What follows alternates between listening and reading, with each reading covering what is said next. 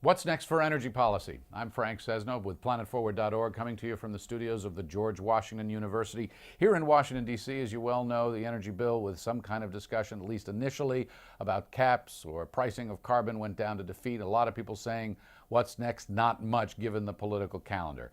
I spoke with Carol Werner. She's the executive director of an organization called the Environmental and Energy Study Institute. What EESI does here in Washington is they develop policies, energy and environmental policies, and they work with members of Congress from both sides of the aisle on these issues. I asked her whether she's an optimist or a pessimist about what happens next. While it is very easy to be a pessimist, we must be optimistic because we have to understand too that we're dealing with very, very big issues. And yes, while it is very disappointing that a big energy bill has not gone through, a big energy and climate bill has not gone through, at the same time, there are a variety of things that have happened. We have seen where there is strong bipartisan support. We just haven't been able to kick it over the finish line. But Carol, you work with both parties on Capitol Hill, and you live up there. You know that culture. So here we are, heading for fall elections. Right. We'll come out of the fall elections. It's almost certain that the Democrats are going to get, you know, the energy kicked out of them, shall we say. They're certainly going to face some serious setbacks unless history flips on its head and every poll is wrong. Then you're going to quickly be in a presidential campaign cycle. Right. How do you push a contentious piece of legislation through in that time remaining? Hasn't the window shut? The window has not shut. This issue is not going away. The news with regard to climate keeps getting worse and worse every day. Very quickly, name names. Who will be the leaders of this effort when Congress gets serious about it?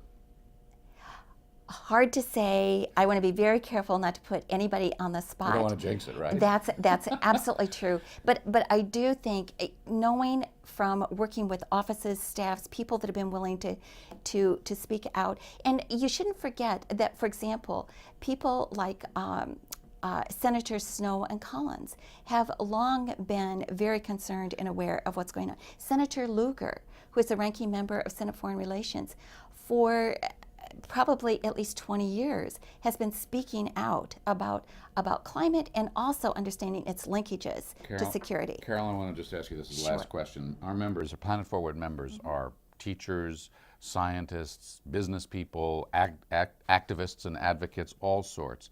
The question is, how should they get involved? And even if they get involved, if they it's always contact your congressman. Right. But does that really make a difference? I mean, is anybody's mind, any congressional member, senator, are their minds actually changed by what they hear from the public? Have you ever seen that? Yes, I have. I have seen that, and I think it is important.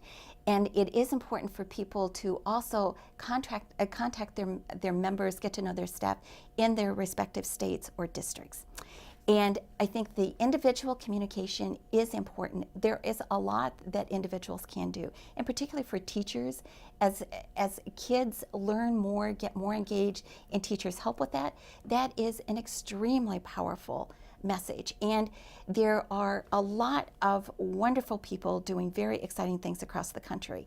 And there are areas where there is common agreement because it affects real people. And that's where we use so much of our energy, just even in our own buildings. Carol Werner, Executive Director of the Environmental and Energy Study Institute here in Washington, D.C. Thanks.